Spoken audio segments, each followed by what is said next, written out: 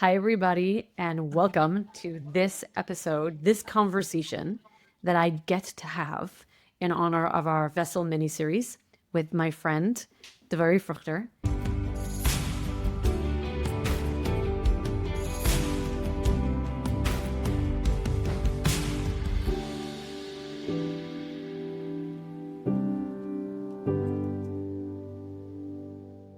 I say I get to have this conversation because most of the people coming on for these conversations are a little nervous. This is their first time being seen and having their voices be heard.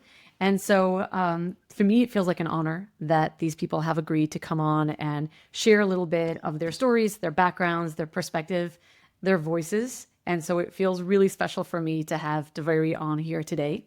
Devoiry is a hypnotherapist, a certified hypnotherapist, and also a social worker, an actual therapist, what I secretly like to call one of the good ones, because she is doing incredible work in the world. So Devoiry, why don't you take a minute and introduce yourself so they can hear it directly from you? Hi. So you said it. The two things that I introduce myself with currently is that I am a hypnotherapist and a social worker. I'm currently seeing clients privately as well as in a clinic through insurance. And I'm constantly learning more and I'm excited to see what's coming. You are one of those people that, when you have the surprise that you never saw coming. I'm reflecting on the Devoiry that I met, what was it, 4 years ago? I think, but you're the one that knows the Right, it was dates. something like that because I know I was pregnant with my son. So he's 3.5 now. So it has to have been 4 years ago. And then all of a sudden, from deciding from 1 second to the next when I was running the hypnosis training that you wanted to join, and you were the one that I never saw coming. And then you were just magnificent. And then from there, you were just like, okay, surprise everybody. I'm going back to school and I'm going to become a social worker. And all of us, our mouths were dropping like, who is this person who is coming out of her shell and is like, okay, I'm ready. I am ready to just blossom and bring this forth to the world. Can you tell us about that? Like, what informed that trajectory going from this person who, when I met you, you had just had your twins, right? Your twins were little. They were 2. I would say there were two, yeah. Yeah, you were like a mommy of twins. And then all of a sudden, there was just this incredible blossoming that happened in the last 4 years. Yeah, so I honestly have no idea what happened. I know that I heard about your training, diagnosis training, and I thought that, hey, that sounds cool. I didn't, I even asked you, I could probably still find that voice note where I asked you, like, is there any point in me taking this training if I never plan on seeing any clients? Right. You did say that. You were like, I'm just here for myself. I'm never going to work with clients. You remember when I Right. responded to you? I just remember that somehow you managed to convince me that, yes, I should totally take the training, but I'm not sure. What did you say? Well, I don't convince anyone. I think you know this more than anybody else. I don't like to sell my product. I'm always like, no, you shouldn't take my product. You should actually not spend money on what I have to offer. I have that imposter syndrome. But I remember you sharing that thing that you thought that you were never going to see clients. And I told you that that's how it started for me. I also went to my first training saying, like, I'm not a people person. I'm an introvert. I don't do one-on-one with people. I'm just going because I find this fascinating. And here I am, what is it? It's like 13. I think my first training was in 2012. So here I am, it's Oh, wow. 2025. And I'm like, I didn't see this coming. If you would have asked me as a kid what I wanted to do when I grew up, I didn't think it was going to be this, but I am grateful. Yeah, same. Yeah, this was never something I thought I'd be doing.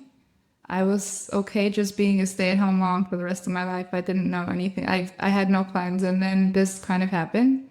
I landed at the training, and I believe on day one of the training, I'm like, oh yeah, I could see clients.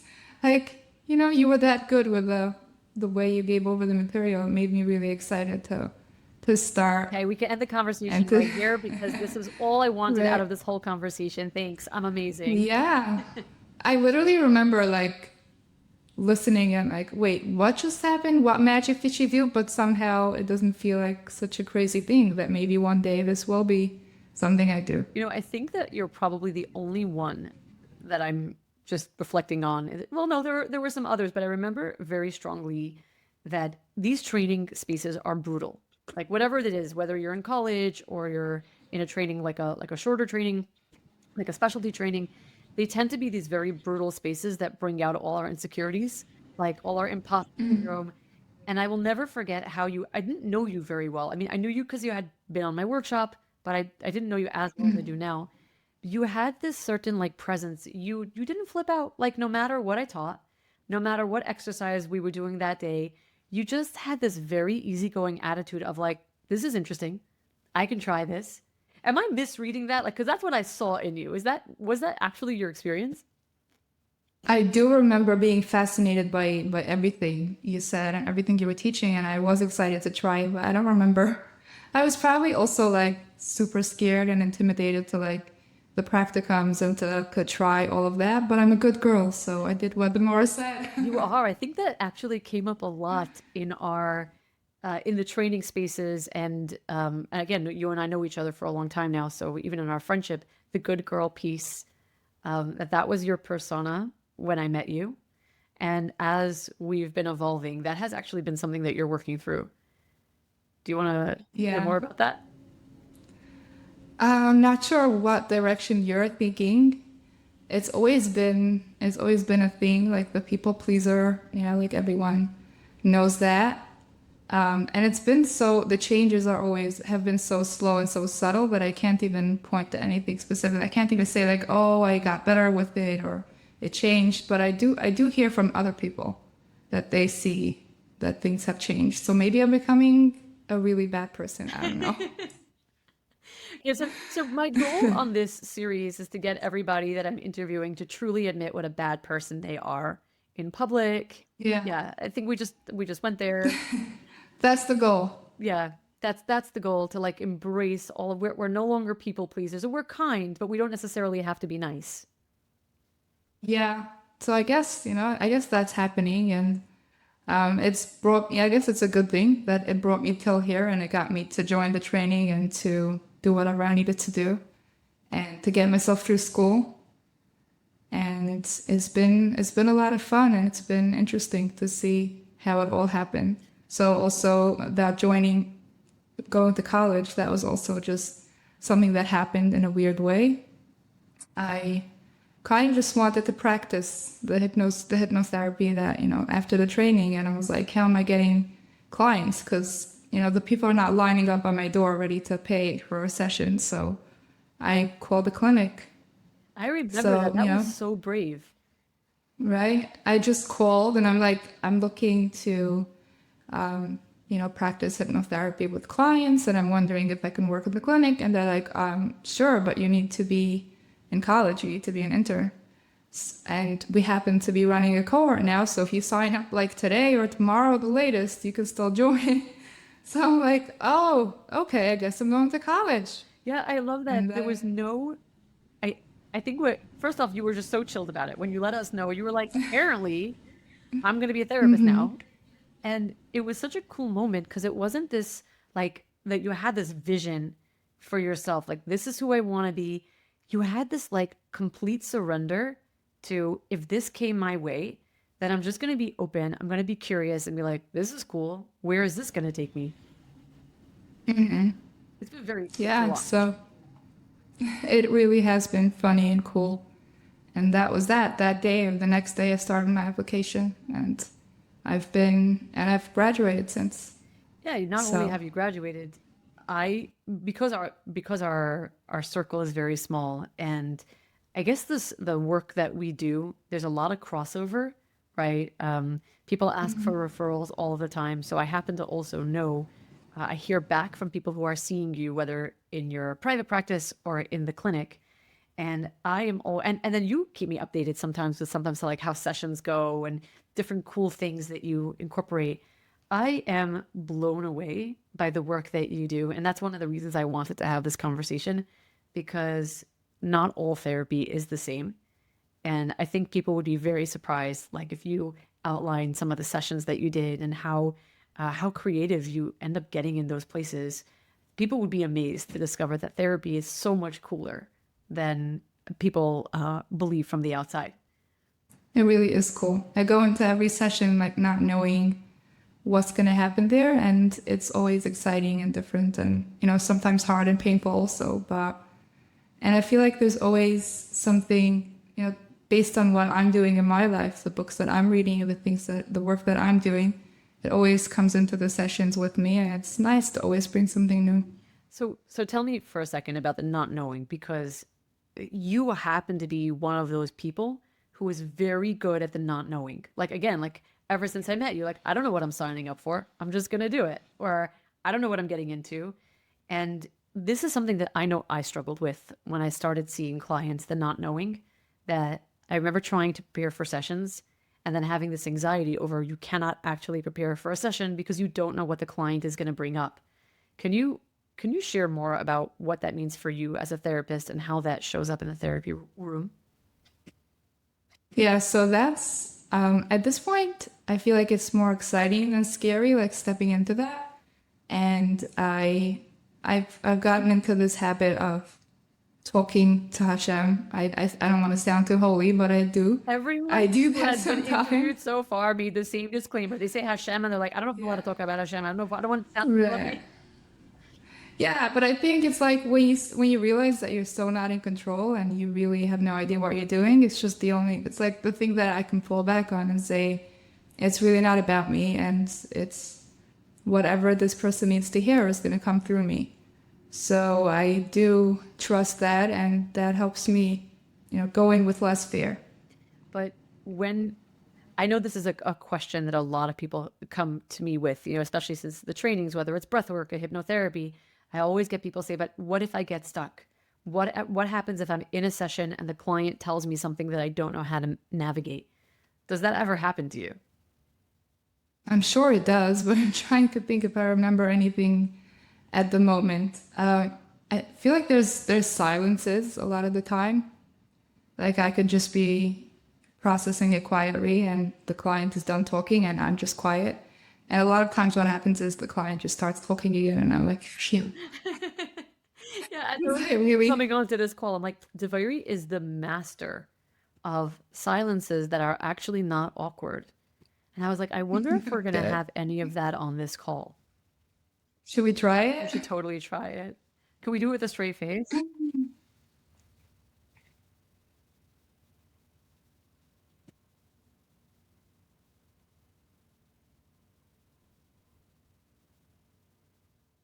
See, I'm good at this. Yeah, I was thinking our listeners are probably getting a little nervous right now, in that we're both very good Yeah. at this. I could sit here forever. You are really like the master of a companionable silence. Okay, I'll take that. Yeah, no, it really is a gift. It really is a gift because whenever I describe you to my friends or to people in general right now, tell them what you do, I'm like, she's a therapist. She's one of the good ones. And what I mean by that is that anyone can become a therapist, right? Anybody who goes to college these days could say, this is what I would like to do.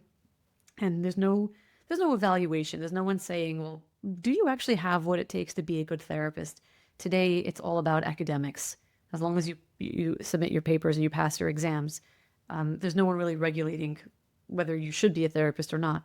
And I think that there are certain foundational skill sets, whether they're gifts that we're born with or they're skills that we can acquire, that make for some very good therapists. And whether you're a licensed therapist or you're a coach or a breathwork facilitator, and I think the ability to hold that companionable silence where I don't have to say things, I don't have to fix you, I can be so surrendered to the moment. That is one of those pieces that I feel has been missing in the mainstream therapeutic language or the therapeutic world, the healing world, so to speak, that's gaining a lot of traction today. Yeah. Yeah, there's a lot in that silence. There's more than just the silence. There's something else that you bring forth that I am like wowed by.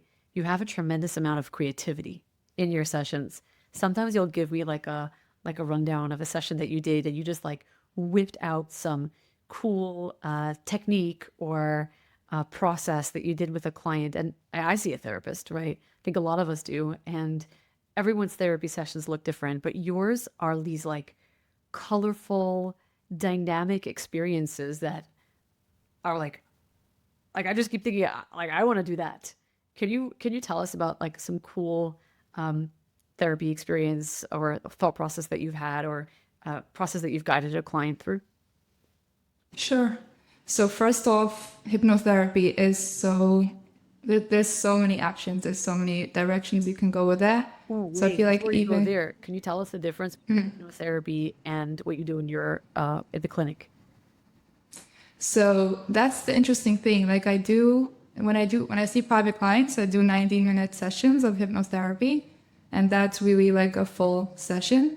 At the clinic, I happen to use it a lot, but I kind of do like mini sessions, like mini bursts of hypnotherapy, and it could sometimes be even like as short as 15 minutes because till the client finishes talking, and then so like 15-20 minutes I kind of just help them relax into their body and go to speak from a deeper subconscious place, even if it's for a very short time. And because they come weekly, it kind of all connects and it adds up. But for the 90-minute sessions are really where I get to do a full session, take a client through the full process. So tell us But what so I that end process looks like, all that creativity that you get to, that you get to harness in those sessions. So like I said, it really depends on what I'm reading and what I'm doing. So one of the books that I've read a long time ago, I'm actually reading it again now, is Nonviolent Communication by Marshall Rosenberg, really. And I feel like it's such a foundational thing for everyone. It's just basically learning how to know what you're feeling and express what you're feeling and then what you need. So I use that a lot, and we practice it. We do different ways of just modeling how to express. Clients really come in like feeling so overwhelmed and having all of these needs and not getting them met, and they have no idea how to even express themselves. So I definitely bring that in a lot. And then at this point, I'm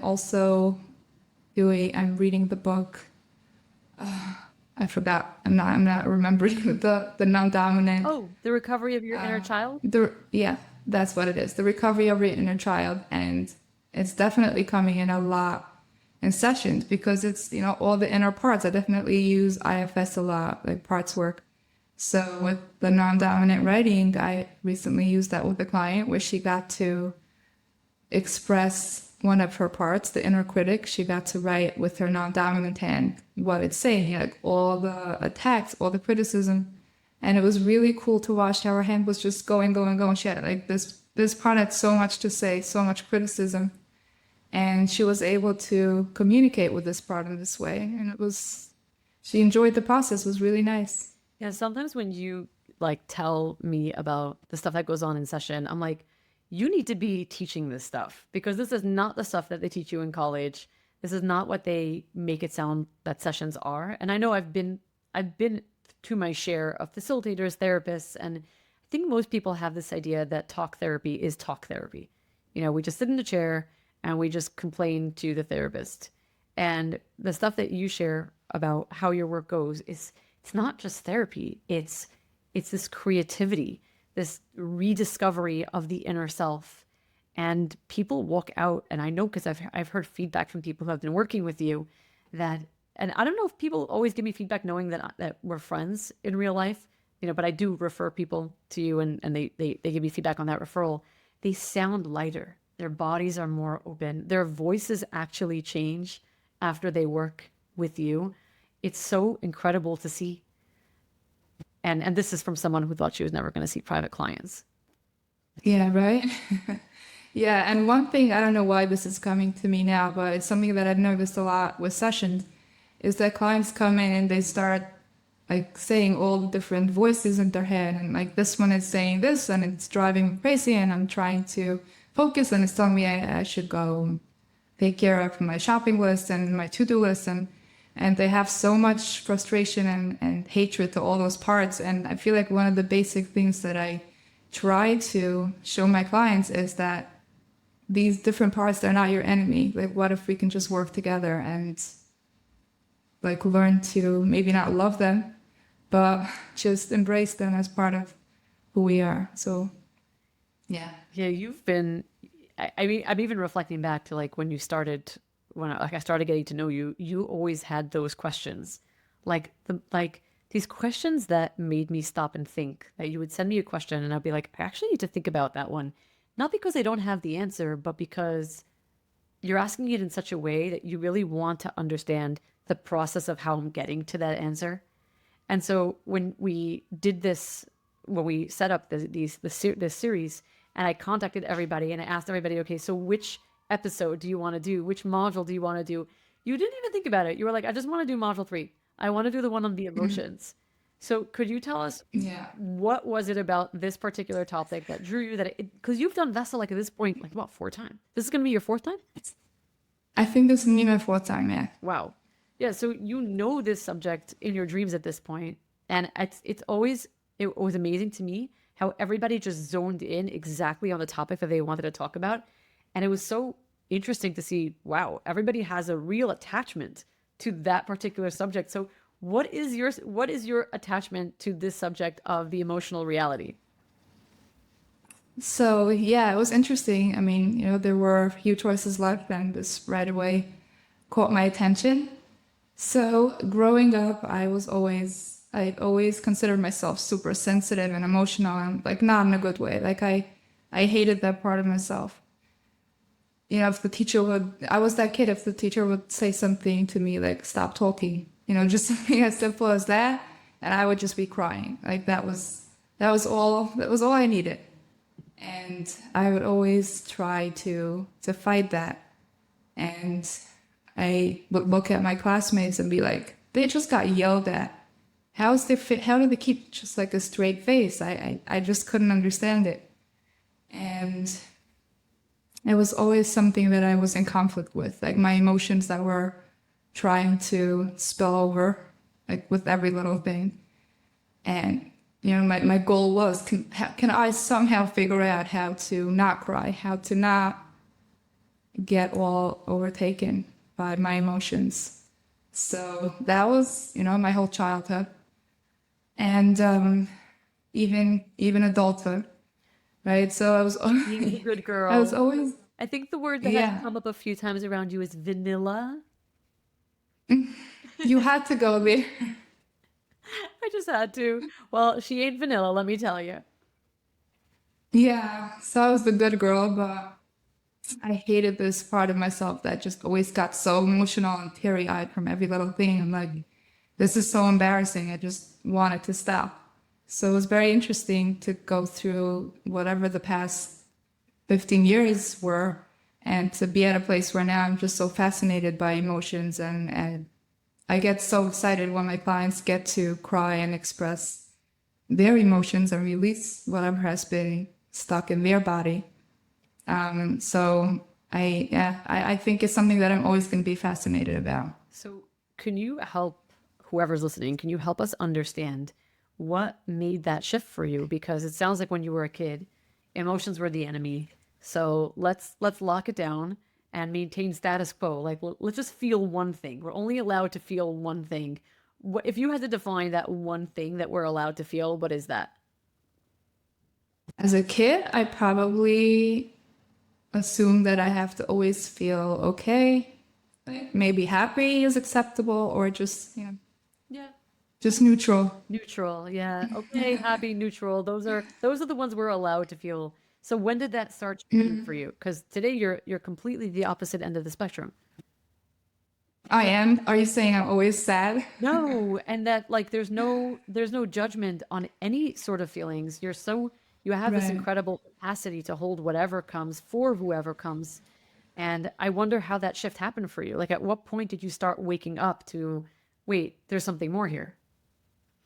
Yeah, so it wasn't like one moment. I feel like it was lots of small moments, and it was first, going through things and struggling in certain places in my life, and then being like people pointing out, like, stop keeping it all in. It's okay, right?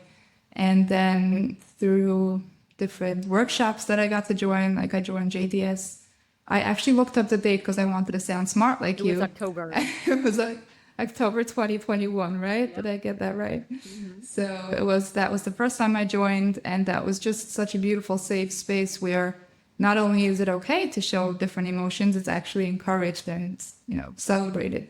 So that was part of the different things that I got to experience that helped me learn to embrace and appreciate and also like finding the right spaces where it feels safe to express those emotions so they don't have to like explode out of me in like the most random places, like because somebody looked at me the wrong way. Like I can take care of it and more safe places. Yeah, a few weeks ago at this point, I'm losing track of time. It's a condition. It's called adulthood. We don't know time.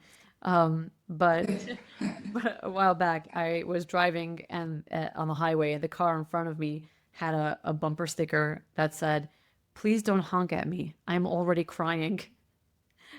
Yeah, that'd be me.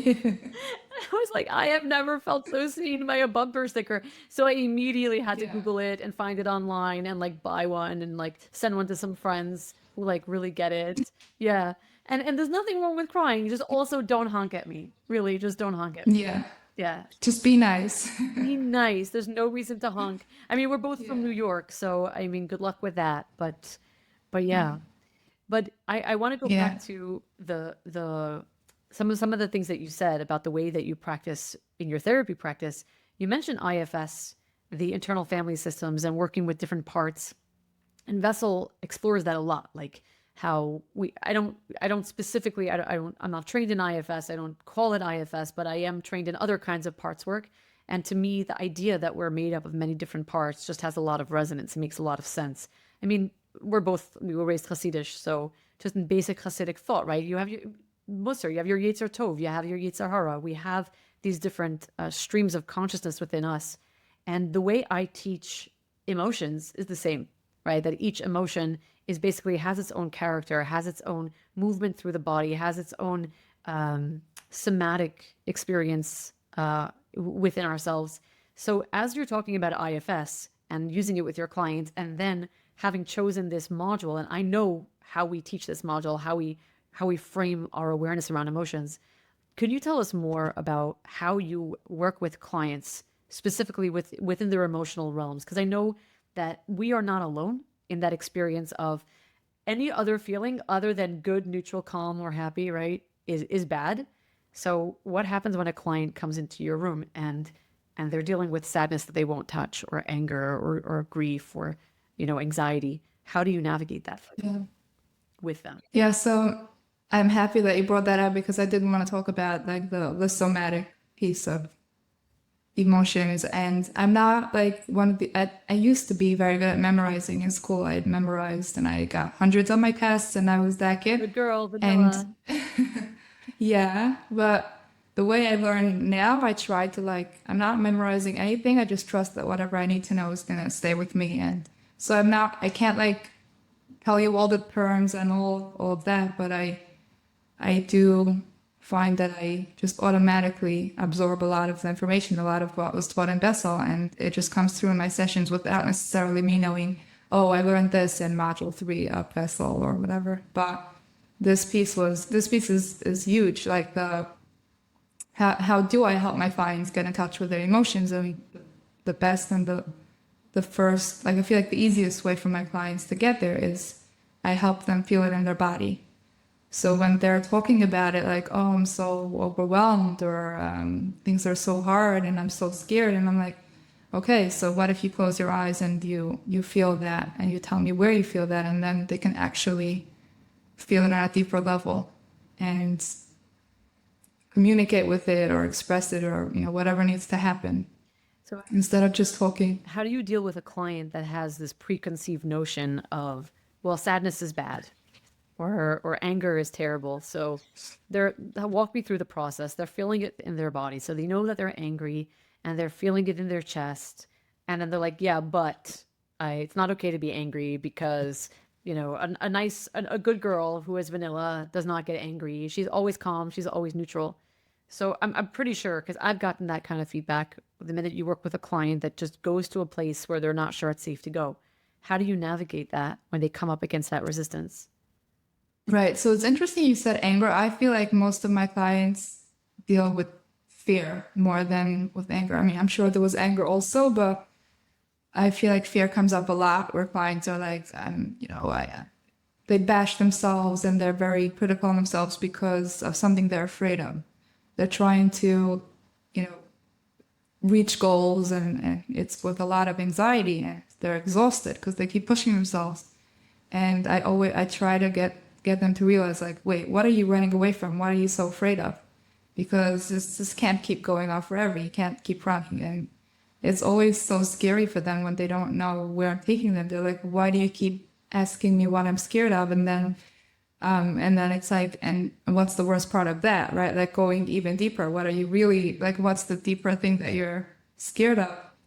And like I almost kind of bring them to a point where they start panicking. Like, why are you making me say like, I'm afraid I'm gonna die, or I'm afraid I'm gonna like land in the psychiatric ward. Like, what's the point in going there? But then it's like, what if we can go there and breathe and acknowledge what you're really afraid of, and then it opens up so many doors from that point. Yeah, like I said, you're one of the good therapists who's not afraid of making a client feel a little terrible in session. Yeah. Yeah, one of the resistances I had when I first started therapy many years ago was that I felt there was something patently untrue about it for me. Obviously, with a lot of hindsight, because I didn't always know this, I wasn't seeing a very good therapist at the time. You know, it's very easy. You have one bad experience and you write off the whole field. But for me, it just felt like there was a lot of yesing, a lot of you're okay, you're going to be okay, it's fine, a lot of advice. And actually, now looking back, what I probably needed most was permission to feel terrible, permission Yeah. to lose it, to have that fear of, like you say, going crazy in the psych ward, um, the heart pounding, the panic attack. I think also for most people that, let's say, do suffer with something like panic attacks, the worst part of it is that you're all alone. And the gift that we get to bring with our work is that people get to still experience those things, but with love and with presence and with safety. That's what makes these issues go away. Not like, oh, let's wave a magic wand and get rid of the issue. It's keep having the issue, have it in love, have it in safety, have it born witness to, and that's what alleviates that eventually. Right. Because most clients come in saying, I need to reach a place where I can feel safe and I can trust. And I'm like, maybe you're never going to feel 100% safe. And what if it's not possible to ever trust anyone fully? And what if you can learn to live with it? Yeah, I can't imagine too many people love hearing that straight off the bat. Yeah, it obviously comes with a lot of gentleness, and we go there slowly, and like they get to a point where they're like, oh, maybe this is the best way, because the other way they've been trying for 30 years and it hasn't gotten them anywhere. Right. I know for myself, I'm just going to have like a super vulnerable moment here. So my therapist, ChatGPT. So, listen, if you want to know who your therapist is seeing, she's seeing ChatGPT. We're all seeing ChatGPT. They've done studies. Yeah. Yeah, like I think last year's research showed that most people use ChatGPT for business, for brainstorming. This year, people are using ChatGPT for therapy and companionship. So if For sure. yeah, if that's been your dirty little secret, guys, like we're all in it together. We are all, and they are data mining you. They are taking everything you're putting in there, all your questions, all your insecurities, and they are remembering it. So, okay. But now that you know that I use ChatGPT, I know that even on my bad days, I will literally like type in, like, tell me when I'm going to be okay. Like, tell me when it gets better. Because we all want that. It doesn't matter how evolved you are and how far you've come in your work. We all have this core, maybe it's this part of us that still wants to be mothered. When mama says, I'm just going to kiss it, I'm going to make it all better. And we're all looking for that, no matter how far you've gone. And that's not what the work is that we do for ourselves and for the people that we work with. Right? What if you're never going to be okay? What if you're never going to feel safe? How can you be okay with the not being okay of all of this? Yeah. And when you can get that, it's such a relief because you can finally stop running. Right. One of the things, one of the lines actually from the module that we're talking about, module 3, is when we talk about the breakdown of what an emotion is, it's a body sensation plus the context, right? The context of the outside world and the meaning that we give that. And so one of the examples that I gave was, and I go back to this example a lot because people really get it, is that if you have a pounding heart racing, and you are on a roller coaster, you interpret that as excitement. Versus if you have the same pounding heart and there's a dog coming your way with bare teeth, that's terror. And what people don't often realize is that the worst part is not actually what we're feeling. It's the meaning that we give to what we're feeling. And if we have the right relationship to these sensations, instead of anxiety, what if anxiety is excitement? I made that mistake for a long time because I planned these big events, these workshops and stuff. And before them, I used to say I was anxious. And then a friend of mine pointed out and said, I don't think you're anxious. I think you're just excited and you don't know the difference. And that was a game changer for me. So Yeah. talk like when you say about what if you're never going to be okay, there's something to that. Like your body will always respond to external stimuli, but the meaning and the interpretation that we give it will be will change based on the work that we get to do. Yeah. So I feel like it's almost like we want to build a relationship with these different body sensations or emotions, if you want to call it, and learn to not get so carried away by them. Right? Like I'm feeling this body sensation and my heart is racing. Okay, what is it trying to communicate? Like take a step back instead of getting lost in, like you said, like the context of what that feeling means to you from a different experience that you had. Yeah, when I first started discovering emotions in the book, I always come back to, I think the whole module of emotions is based on Carla McLaren's book, literally called Language of Emotions. That's what I named the module because her book so deeply influenced me. The perspective that each emotion is really a gift and it has a message for you and it's really one of the IFS, right? It's one of the sub personalities that live inside of us. Fear is not just a felt state. It's also a personality inside. I love the movie Inside Out, right? You watched that one, Yeah, it's really great. right? It really shows you what it's like to actually think of these different parts as something that's alive inside of you. Yeah, It has yeah, go for it. What were we saying? saying, and they each have so much to say and they want to be heard and communicated with. And they don't want you to be afraid of them and just ignore them. They're like little people, you know, Yeah. little people that want to be seen and heard. Yeah, the other day we Very were hard. joking to one of my sisters. We were like, "Oh, you're totally sadness," and not in a negative way, but in the way they were showing up and talking. We were like, "Oh, you're in your sadness mode," and we were able to all laugh about it because it wasn't negative. It was honoring what needed to be honored. And I'm wondering if you have a perspective on this because you were sharing about being a kid and having this pervasive, this sense that any other emotion other than calm, okay, right, was not acceptable. And I know that many people feel that. And I do believe that in addition to the way we were raised, our individual family circumstances, there is this feeling in the wider culture, right? The culture sells happiness. The culture sells ease and joy, and that's not what real life really is. Real life has so much more nuance.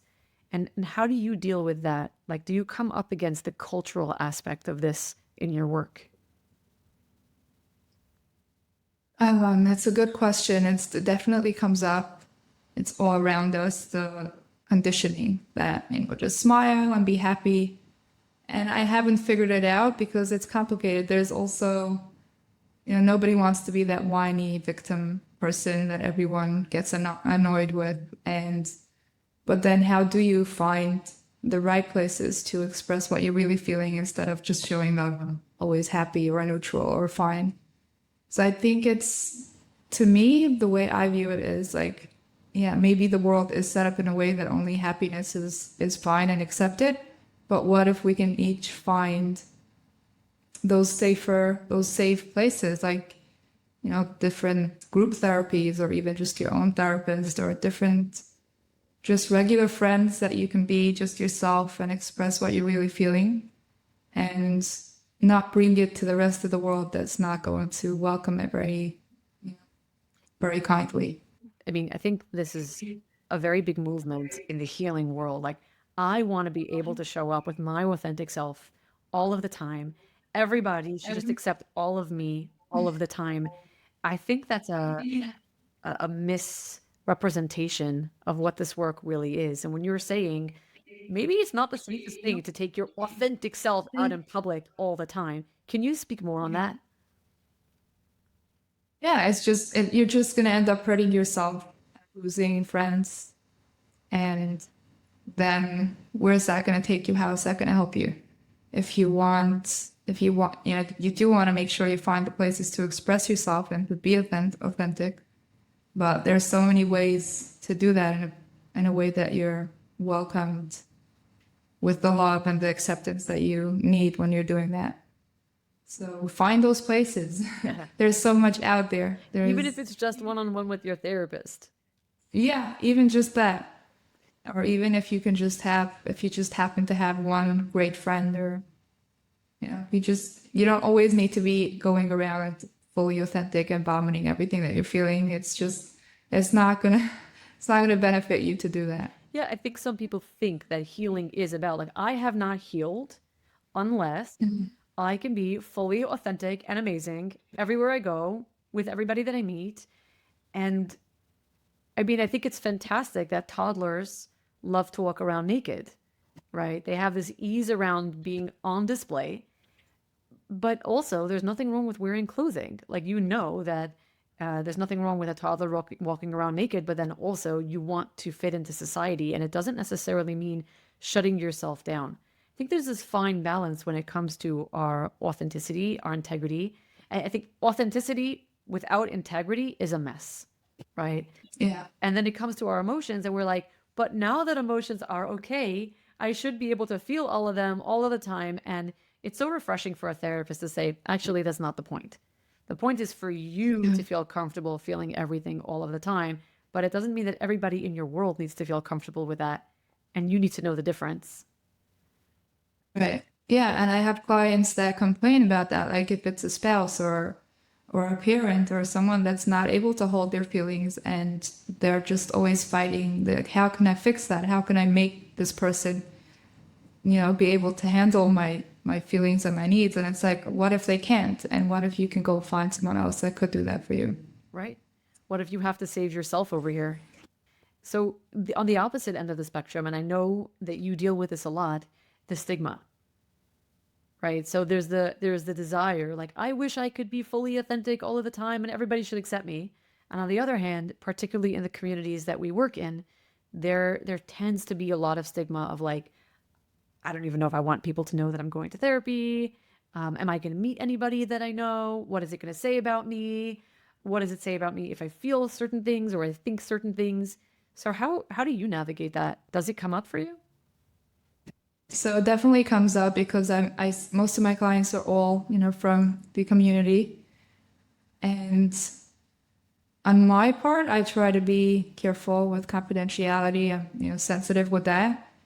And also I feel like it's definitely getting better in the sense where people are more okay with people knowing that they're in therapy. People are not as secretive about it.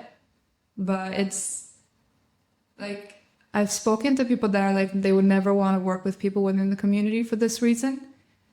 Because then, you know, they're on the street and they meet clients, or the clients know each other, or different things like that. But to me, I think it's so nice. And as long as there's that sensitivity, I feel like it's kind of like we're one happy family and we're all just trying to, you know, feel good. And yeah, hopefully it gets better and people get less what's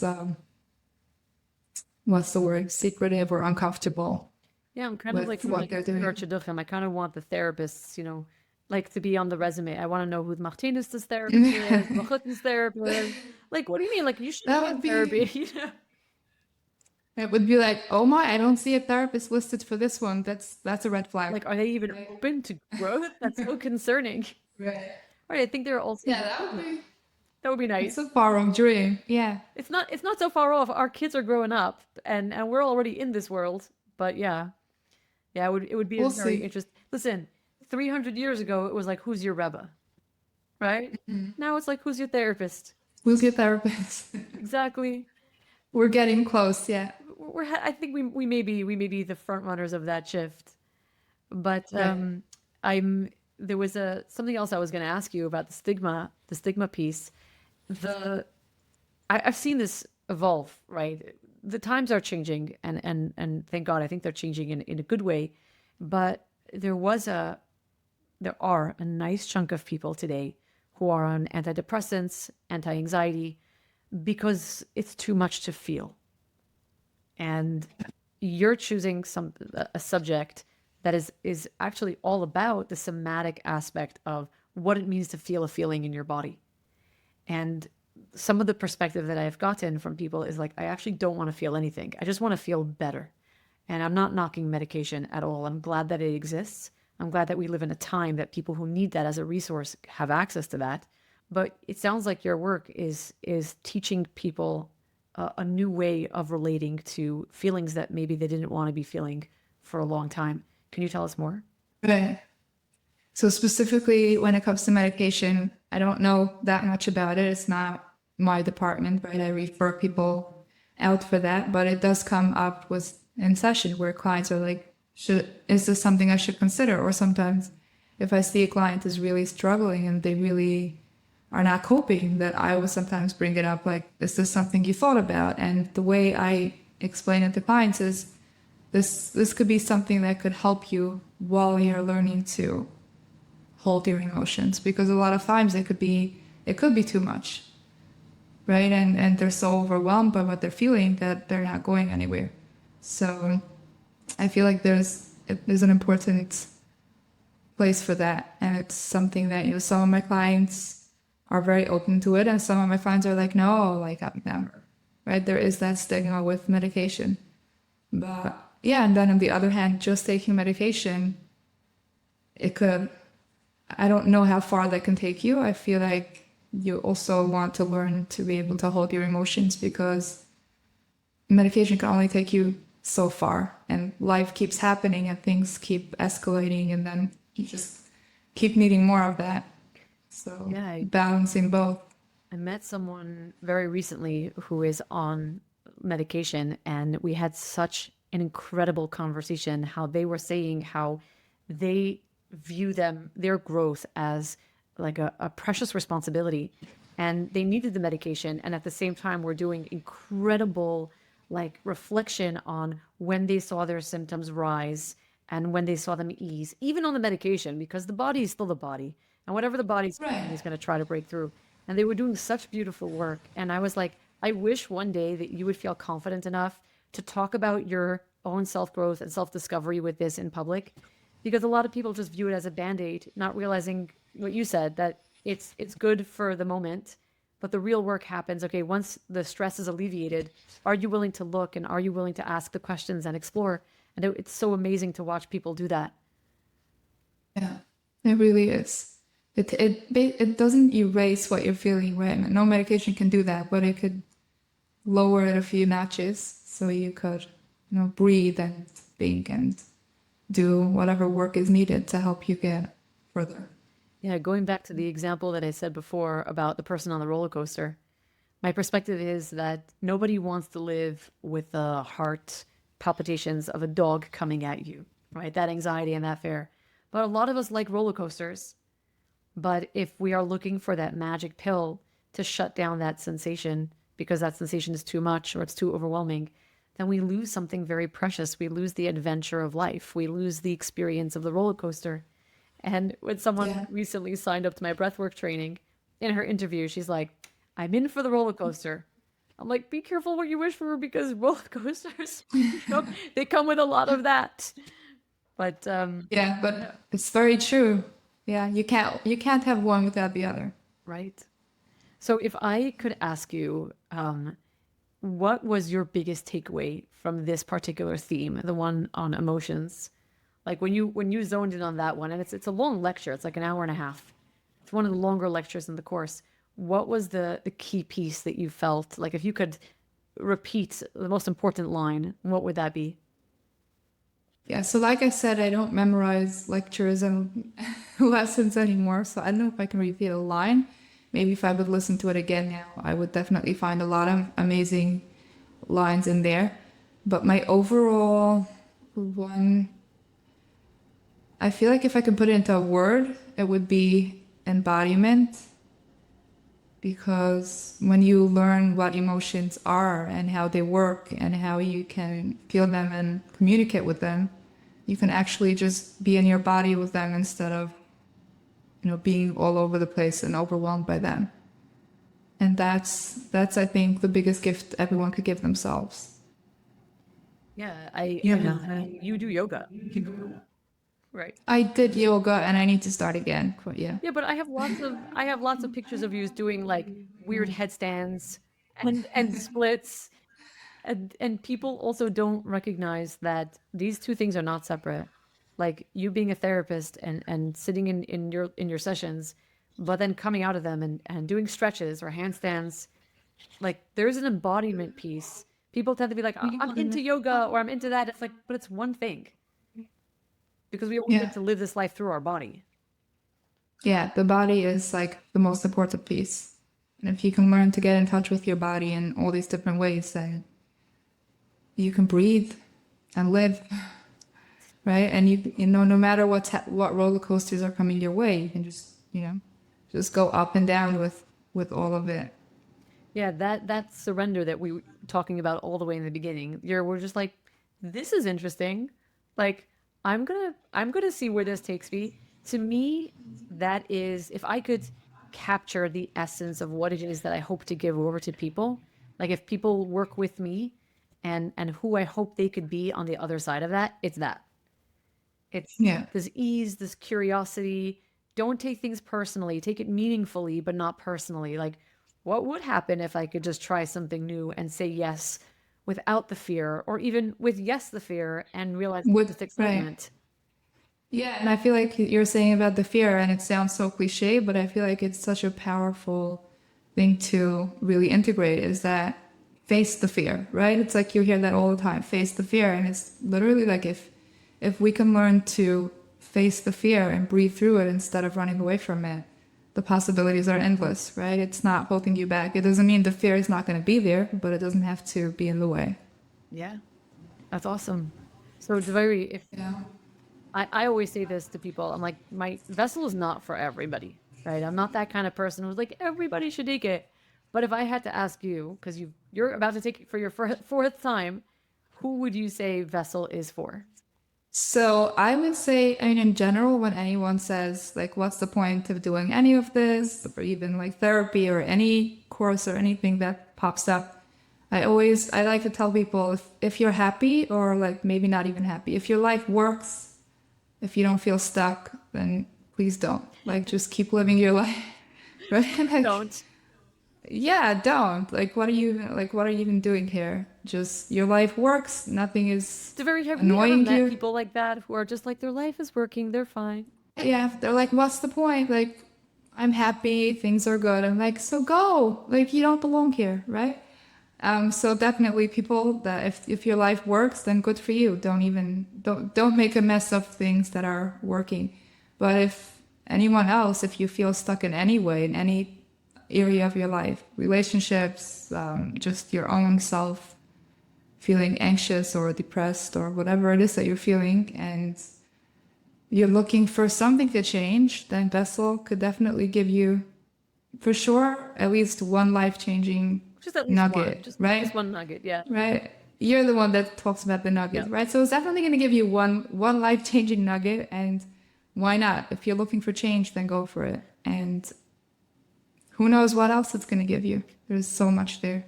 So basically what you're saying is if you're normal, like vessel is Yeah. not for good normal people.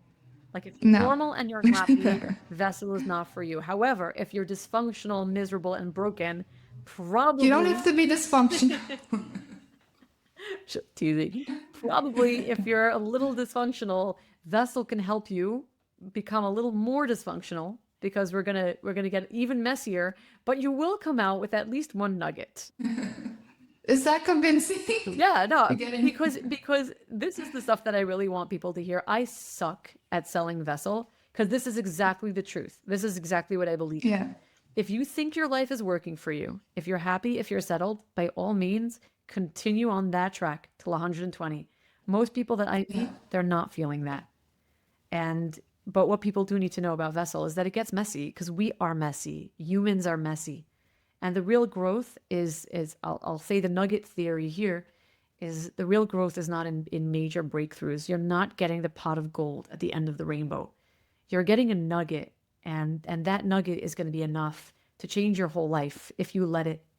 I say it in other areas as well. Like, when you take your first training is going to be like, whoa, this blew my mind open. Subsequent training, subsequent teachers usually build on what you already know, and they're teaching you one golden nugget. And I feel that a lot of this work, a lot of this growth is about getting to the place in your life where you recognize that it's all worth it for that one little nugget. Yeah. Yeah. Yeah. Yeah. And I also really like what you say about the boat with the 1 degree shift. Yeah. So there's a boat on the ocean and it's heading towards, let's see if I know the map. Like if it's heading towards South Africa, right? And then you make just 1 tiny degree shift. You stir just 1 degree to the left. So that gets you, I guess, to North Africa, right? Well, the way I get it, like if you're heading to Australia and then you do a 1 degree shift to the left, you may end up in South Africa. Okay, that's better. Yeah, so it feels like it's... Yeah, I need to open a map. I stopped memorizing things. I don't know anything. So you've said. So yeah, all you need is just that 1 tiny shift and it's going to get you to a completely different place. And I've seen that over and over again. So... Yeah, this is that thing. People want to go from Australia to South Africa, right? And they just think that, well, in order to get there, there's this plane ride that you have to take. But if given enough distance and being willing to give it the time, if you make a 1 degree shift, you're going to change course, but you have to be willing to play it out. And I think that that's the magic of the work that we do. It doesn't have to be big, but if you're willing to keep showing up and doing the small steps and then give it time, you will see radical change given time. Yeah. Yeah, it's always good to look back a year and see Or what 5 changed. years. Or 5 years, yes. Yeah, Devoiry and I are big fans of the 5-year journal. It's a 1 line a day journal that has 5 years in it. So every page, if this is January 1st, you open up the January 1st and it has 5 lines for 5 years. So I'm about to finish my 5th year. Devoiry, I think you're starting your 4th now? Yeah, finishing my 3rd year. Yeah, it's so cool. Like we keep sending each other pictures of like, oh my gosh, it's so crazy. I wrote about this 1 year ago or 2 years ago, and to see how far we've come. And it's such a great way to close this particular conversation about what it takes to make those real shifts. It's that 1 line a day. It's that 1 degree shift, and just keep showing up, for the next 5 years. Yeah, it's no big deal. All right, Devoiry. So if people are fascinated by you, how can they find you? If they want to reach out to you, if they want to work with you, where can they find you? So either through email, and my email address is dev@ordersoflove.com. Dev, D-E-V, DEV at orders of love. of love. And then you can call or text me, and the phone number is 845-535-9353. So about Orders of Love, because I totally forgot this, you have a whole series of meditations that people can listen to. I was right? going to say that next. Yeah. Please do, tell us. So I have a YouTube channel where I publish meditations. Again, like we spoke about the language of emotions, and the goal of those meditations is to help people get in touch with all these different parts, the different emotions, and stop being so afraid of them and get in touch with them. And I actually changed my handle for that because it was hard to find with such a popular name. So now it's at meditation hypnosis. At So just meditation. simple. So the at symbol, meditation. Meditation, hypnosis, and yeah, it's all there. All right, thank you. Everybody should be checking out. I mean, as a proud Mora, the hypnotherapy in me, very proud. I love. Very set herself a goal. You were going to record 30 meditations.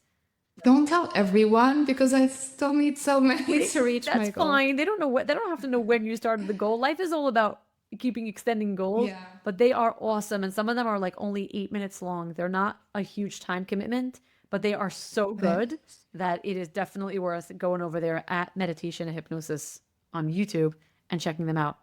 Thank you so much, Devoiry, for giving me your time today and having this conversation and a really beautiful, awkward, companionable silence right there in the beginning. Yes, that was amazing. It really, really was. So you know where to find Devoiry if you're looking for her, and you know where to find me, fallyklein.com/vessel. I can't wait to see you all again soon. Before we wrap up, I want to give you a little something extra, a sneak peek into my favorite part of Vessel, our live Q&A calls. This is where the content comes alive in real time, shaped by the questions, stories, and the needs of the people in the room. It's raw, personal, and never the same twice. And it's where some of the most powerful shifts happen. Okay, next question. Hey, Fally, thank you for this opportunity. Regarding manifestation, I know that Hashem has more than enough and that he's waiting to shower us with blessings and abundance. No, he's not waiting. He already is, but okay.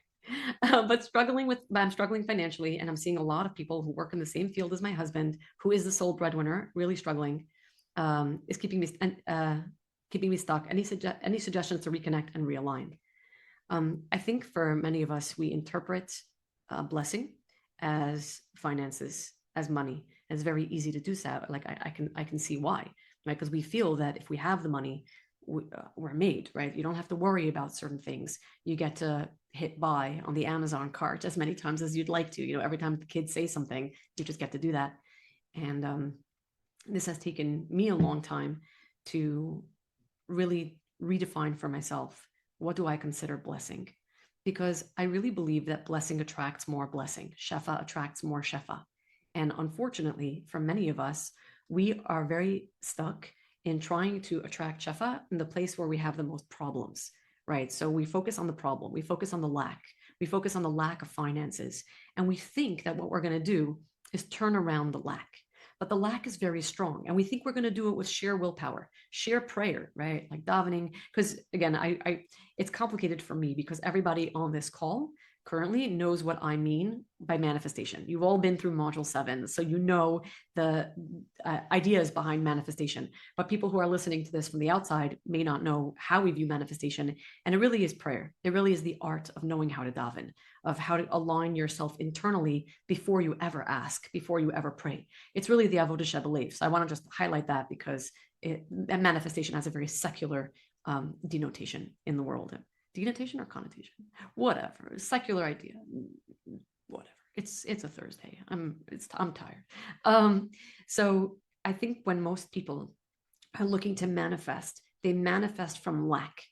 It's almost impossible to manifest from lack because the gravitational pull between these two states of being, they're so, it's almost like a magnetic, like the reverse magnetic, right? So you're working against literally like an electromagnetic current of reality, right? If two magnets are polar, right, they're not, you're the opposite side. I don't know what that's called in scientific terms. They're just not going to click no matter how hard you push. You can hold them in place, but you can't keep them in place, right? They're gonna spring apart the minute you stop using your willpower. So real manifestation is creating the current, right? A current in your reality that's going to attract more and more and more and greater and greater and greater. When we focus on lack, we're attracting more lack. And the key to turning around something like our finances is to stop thinking about our finances.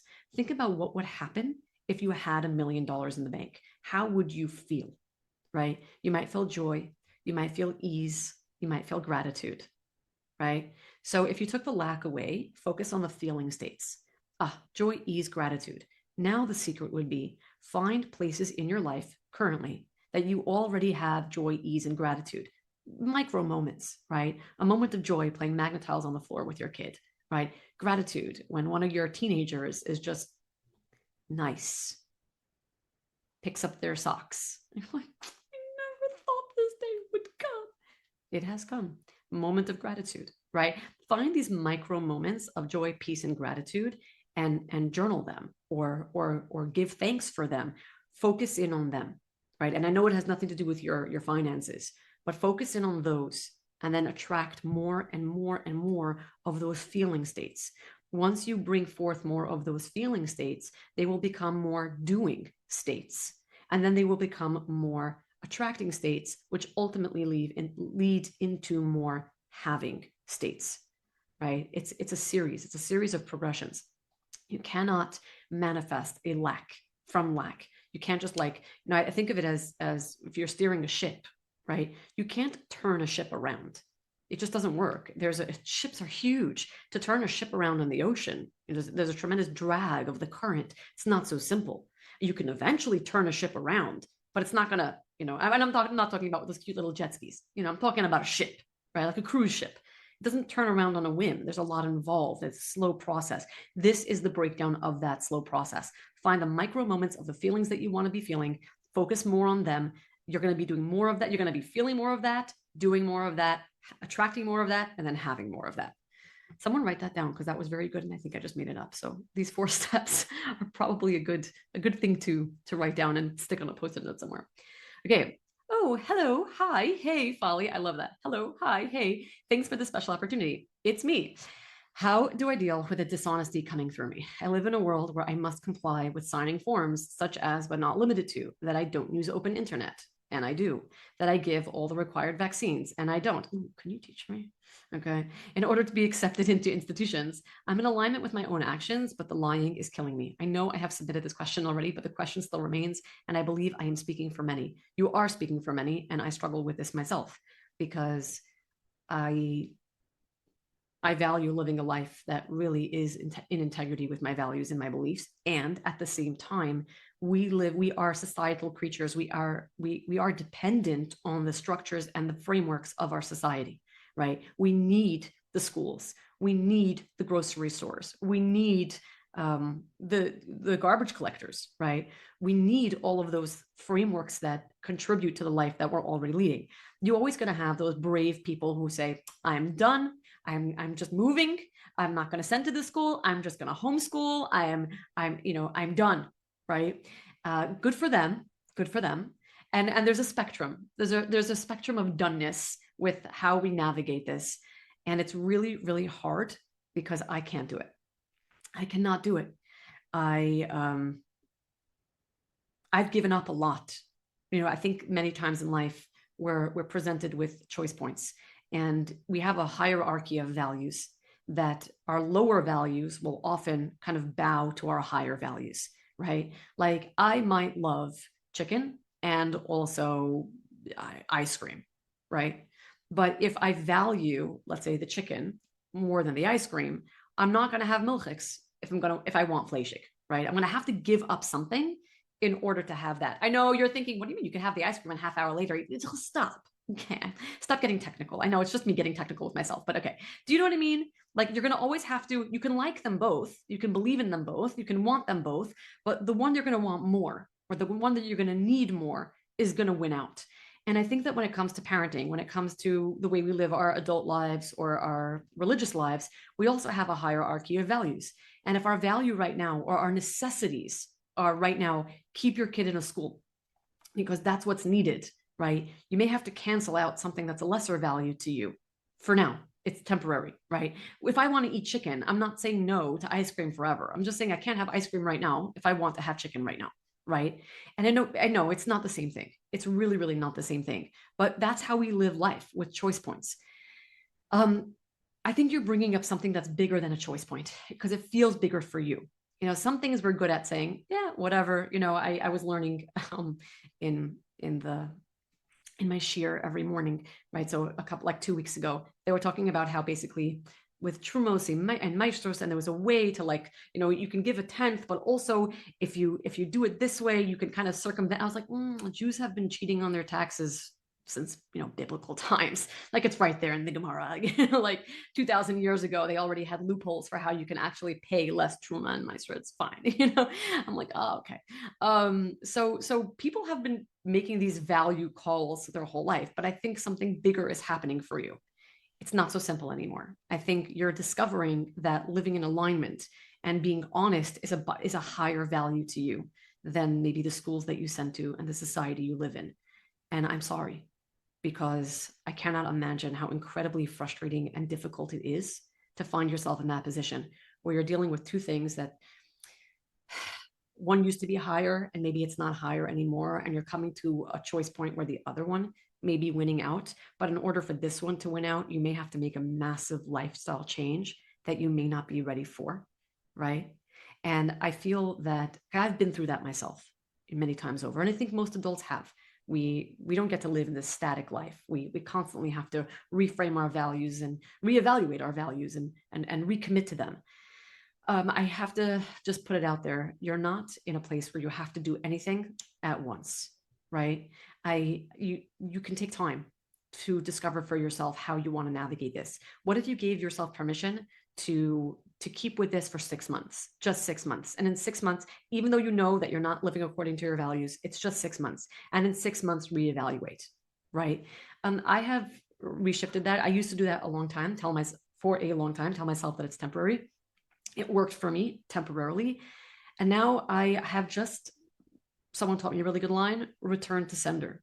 I know this may sound a little fluffy, but I really do. I ask Hashem every morning. I say, look, I want to live in alignment with you and with my higher values that I believe are what keeps me in integrity with you. Can you help me? I cannot do this on my own. I am human. I'm willing to do hard things, but I can't do this on my own. Hashem, can you give me the strength, the siyata d'shmaya that I need to continue living this path? And number two, can you make things abundantly clear for me? Help me, open that door for me. I do have to say, Hashem has a fantastic sense of humor, because when I asked Hashem to make it abundantly clear, my kid got kicked out of school.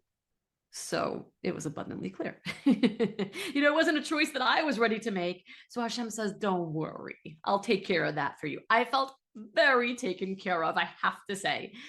It was painful. I felt like it was a betrayal. No one likes to experience that. But at the same time, I said, this is the sign I've been asking for. And when we had to make that switch, my child ended up in an environment that was so much more aligned, right? So much better in terms of the life we were living, the value system we were abiding by, our Yiddishkeit. It was almost like the family collectively took a deep breath that we didn't know that we were holding, right? I couldn't have made that choice by myself. But when I asked Hashem to do it for me, he very much obliged. So I wish I could solve the answer for you. I wish I could rescue you from this predicament, because I know full well how difficult it is to live in that place. All I can do is just send you a lot of strength, because you're going to need it, but you can do this. I know you can.